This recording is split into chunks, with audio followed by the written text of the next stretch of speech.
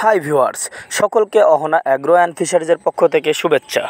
আজকের ভিডিওতে আমি আপনাদেরকে দেখাবো কিভাবে আমার পুরাতন কলা বাগানকে আবার নতুন করে লাগাবো।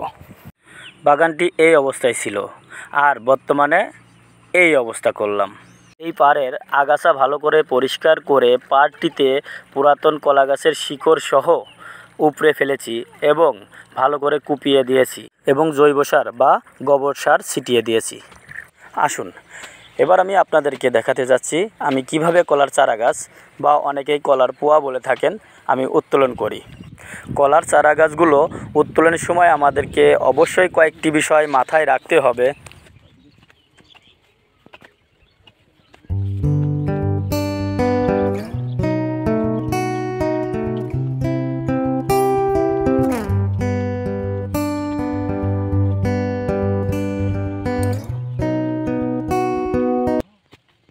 চারাগুলো তোলা হয়ে গেলে একটি মিশ্রণ তৈরি করবেন এই উপাদানগুলো দিয়ে।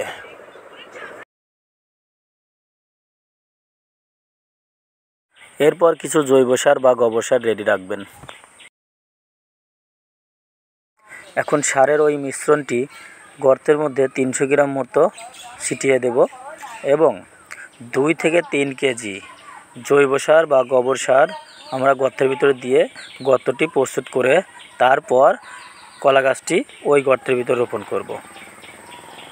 এবার কলা গাছটি হাতে নিয়ে একটি বিষয় লক্ষ্য রাখুন যে কলার যে কাটা অংশ, এই কাটা অংশটুকু অবশ্যই আমরা উত্তর দিকে মুখ করে লাগাবো। কাটা অংশ উত্তর দিকে লাগানোর আলাদা একটা সুবিধা আছে, সেই সুবিধাটি অন্য একটা ভিডিওতে আলোচনা করব। এবার আমি আপনাদেরকে দিক নির্দেশনা করে দেখাচ্ছি পশ্চিম দিক, দক্ষিণ দিক, পূর্ব দিক, উত্তর দিক।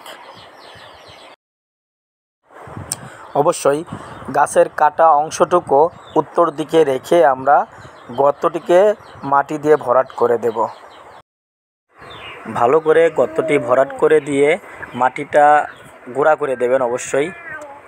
আর যদি কোনো আগাছা থাকে সেই আগাছাগুলো গাছ থেকে সরাই দেবেন। গাছের গোড়াতে যাতে কোনো আগাছা না থাকে সেদিকে একটু লক্ষ্য রাখবেন এবং শক্ত বড় বড় ঢেলগুলো আপনারা অবশ্যই গুঁড়া করে দেবেন। আর একটা বিষয় অবশ্যই মাথায় রাখবেন, সেটা গাছটি যেন সোজা হয় এবং গাছের গোড়াটা যদি ঢিল থাকে অবশ্যই ভালো করে এঁটে দিবেন। আপনারা যারা কলা গাছ লাগাইতে চান আপনারা অবশ্যই আমার এই নিয়ম ফলো করে কলা গাছ লাগাইলে আপনাদের কলা গাছে ফলটা অনেক সুন্দর হবে এবং প্রতি কাঁধে 10-11 ছড়ি করে কলা হবে। সকলকে অসংখ্য ধন্যবাদ।